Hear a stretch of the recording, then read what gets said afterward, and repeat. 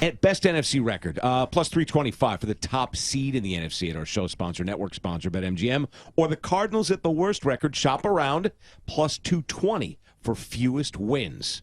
Depending on where you can get the fairest price, of course. Yeah, Great prices at BetMGM. It's got to be the Cardinals, Scott. I don't really know what the motivation for Arizona is to be good this year. Like, you want to suck to get Caleb Williams, right? And it's not going to be hard because their roster is not very good. They're not going to win very many games. I think the Eagles do have the best roster in football, but that doesn't necessarily mean... yeah, I do. Better than my Chargers? Yeah.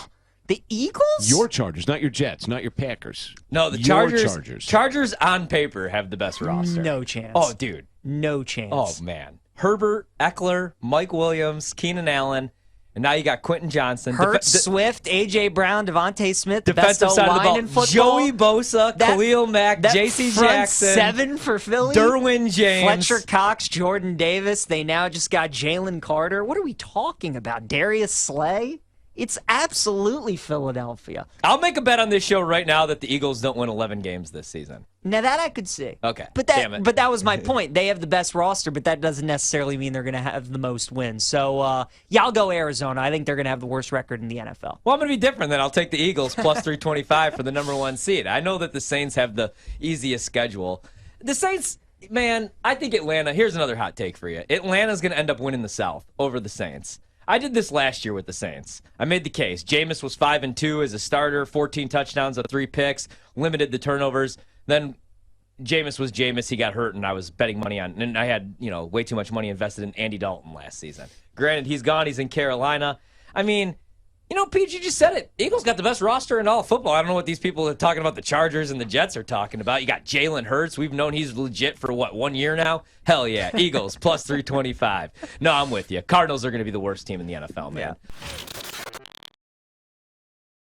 Would you rather take an LSU alum to win Offensive Player of the Year or the field? So we got Chase at plus 1,000, Jefferson at 13-1, Joe Burrow plus 3,000.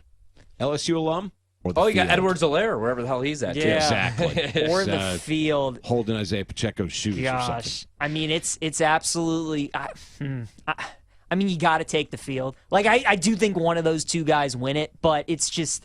I mean, to not take the field, like, with all the options that you have, I feel like that's got to be the play. Like, I think Garrett Wilson has a great shot of winning it this year. Yeah. I think Tyreek Hill has a great shot. I think Nick Chubb, potentially. I think Stephon Diggs, maybe, if him and Allen ever work it out. So, even though, I mean, Jefferson and Chase, deservedly so, are the favorites, I think you got to take the field.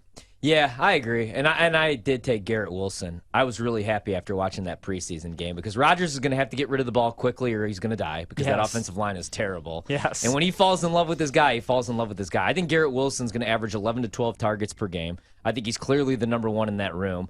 That is tough, though, man, because you get Chase. I know. And you get Jefferson. How insane. I just went back and watched that this. LSU team. I mean, how did you stop him? And Edwards-Helaire, Joe Burrow. They had Randy Moss's son as their tight end as well. That team was just absolutely sick. They have that team had the second best quarterback in the NFL and the 2 best receivers. Even their defense. I mean, I thought Patrick Queen was going to be the real deal. Right. Well, Delpit was a stud when he was there. Sure. Man, that team was just absolutely loaded, though. And anybody could have coached that team. And the other guy is Mike Vrabel. I mean, Ryan, I think we both agree Vrabel's one of the top 5 coaches in the sport. The guy is unbelievable as an underdog. If he can manage to win that AFC South division and overtake the Jags, when the Jags are so much more talented than Tennessee is, when their schedule is so much more favorable than Tennessee's is, if Vrabel's able to win that division with either the corpse of Ryan Tannehill or Malik Willis or Will Levis, whoever it ends up being, with Derrick Henry running himself into the ground, with the secondary that gives up so many easy passes to opposing teams, if they're able to win that division, man, I think Vrabel at 30-1's the guy. Yeah, we're giving the Ravens the best bet or the best chance to get in the playoff or to win the division, I should say. We're actually projecting some regression from the Bengals, which is pretty interesting. I think that's more of a product of, like you mentioned, all 4 of these teams presumably could be not only make the playoffs, but they could presumably be contenders in the AFC. I do think that the Ravens right now are the best bet, though. I'm glad to know that you guys are both in love with them just like I am. It's going to be fascinating to see what Lamar Jackson actually does with a downfield passing game, if we actually see a downfield passing game and not everyone gets injured like all of his receivers did the last couple seasons seemingly. But if OBJ stays healthy, Bateman's out there, this is going to be electric to watch. And this defense has just been a model of consistency over the last handful of seasons here under Jim Harbaugh.